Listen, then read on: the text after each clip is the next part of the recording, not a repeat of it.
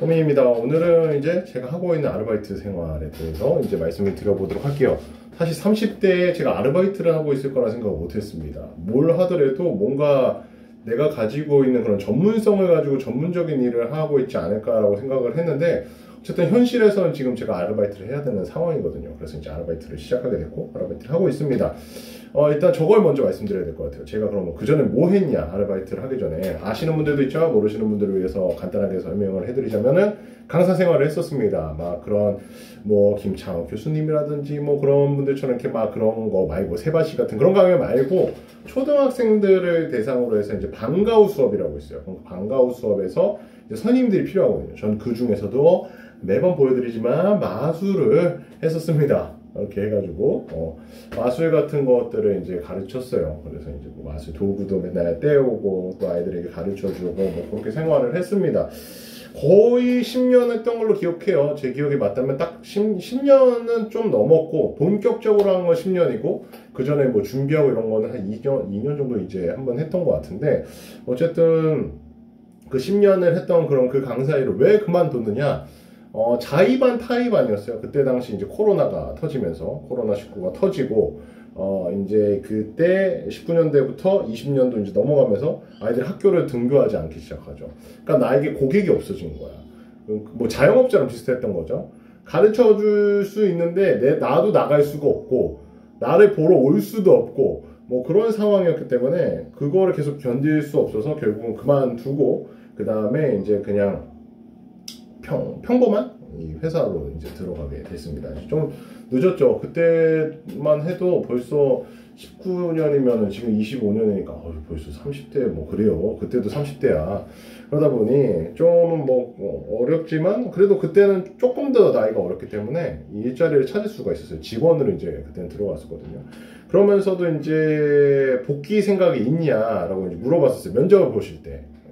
저는 복귀 생각이 없다. 왜냐면 아이들을 가르치면서 이게 너무 적성이 안 맞는 거예요. 너무 내 인격이 그 당시 너무 부족했던 거죠. 아이들을 이렇게 막 품어주고 이렇게 재밌게는 해줄 수 있는데, 품어주고 사랑으로 안아주고 가르쳐주고 뭐 이게 됐었는데, 그게 너무 어려웠어. 나에게 너무 스트레스였고, 말 안 듣는 아이들에 대해서 이게 막 어떻게 할 수 없고 막 그런 것들 자체가 너무 스트레스가 심했었던지라, 나는 더 이상은 이제 아이들은 안 가르친다. 난 그냥 일할란다. 해가지고 그때부터 강사를 어쨌든 자의반 타의반을 그만두고 이제 일을 하기 시작하게 된 것 같아요. 그러고서 이제 저는 사별을 하게 되고, 사별 후에 이제 뭐 병원비나 뭐 이런 것들 뭐 여러 가지 뭐 많은 일들이 있었지만, 그러고서 이제 뭔가를 해야 되는데 경제적인 것들 하기에는 아이들이 너무 어려.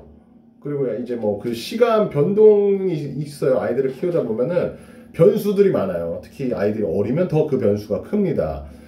그 변수가 많다 보니까 오랜 시간 일하기는 조금 어려울 것 같고, 짧은 파트타임을 해봐야겠다 해서 지금의 아르바이트 생활을 하게 된 겁니다. 그 전에 이제 쿠팡이랑 배민을 했었는데, 쿠팡이랑 배민 같은 경우는 문제가, 제가 이제 오토바이가 없고, 저는 이제 오토바이 말고 차로, 제 전기차로 이제 배송을 했었는데, 그러다 보니 이게 많이 안 잡힐 때 또 너무 많이 안 잡혀요. 들쑥날쑥해. 그러다 보니 수익이 그렇게 크게 되지 않고, 최저시급도 못 받을 때도 너무나 많고, 이러다 보니까 그런 문제가 있었는데, 이 알바 같은 경우는 최저시급과 어쨌든 정해진 수익을 받을 수밖에 없기 때문에, 받을 수 있기 때문에, 그런 점을 생각해가지고 이제 아르바이트에 지원을 하게 됩니다.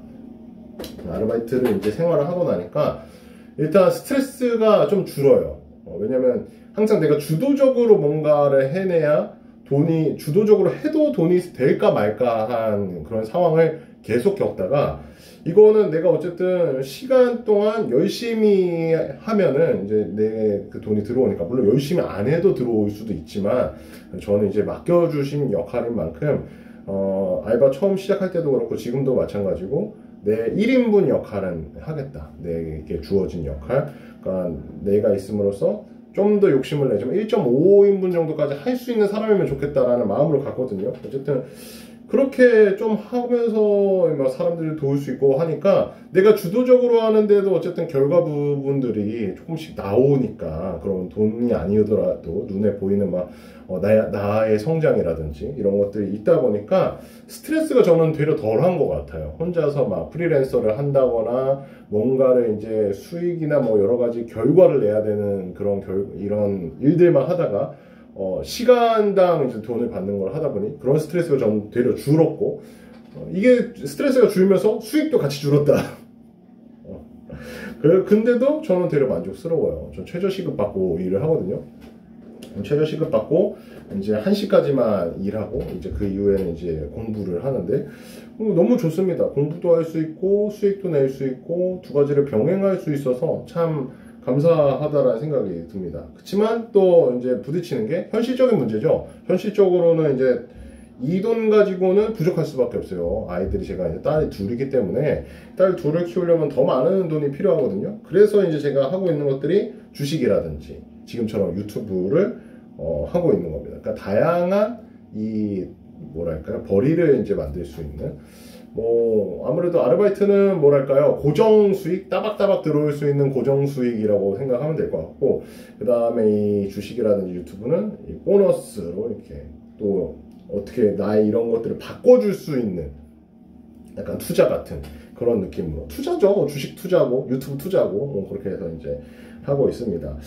제가 이 알바 하면서 많이 느꼈던 게, 이제는 내가 나이가 많은가 보다. 왜냐면은 지원을 하는데 아무도 대답도 안 해줬어요. 지금 여기가 최초로 대답을 해주고 최초로 채용을 해주시는 곳이거든요. 지금 이제 제가 38살이고, 딴 데는 제가 지원을 해도 지원했을 때 연락 온 데가 있었구나. 돈가스 가게에도 이제 제가 지원을 했었는데, 식당에도 지원을 했는데 거기는 나이가 많아서 안 되겠다라고 하셨어요. 왜냐면 자기네 이 가게는 20대들만 하고 있는 그런 곳이기 때문에 안 되겠다라고 하셔가지고 좀 그랬지만, 근데 그게 현실이었거든요. 제 나이가 이제 있다 보니까 아르바이트 자리도 참 구하기가 쉽지 않구나라고 생각했는데, 지금 제가 일하고 있는 곳 같은 경우는 비슷해요, 나이가. 아르바이트 하고 있는, 지금 저랑 동갑인 친구도 있고, 그리고 저보다 나이가 많으신 형님도 있고, 또 조금 어린 친구도 있고, 다양하게 일을 하다 보니까 아직까지는 그래도 내가 아르바이트를 할 수 있는 나이대구나 라는 생각이 또 들기도 하면서도, 아직까지는 또 이렇게 아르바이트라도 할 수 있어서 참 감사하구나 라는 생각이 들었습니다. 그래서 저에게 맡겨주신 역할을 최대한 열심히 하려고 하고 있고, 최대한 열심히 한다라는 게 뭐 저는 그런 겁니다.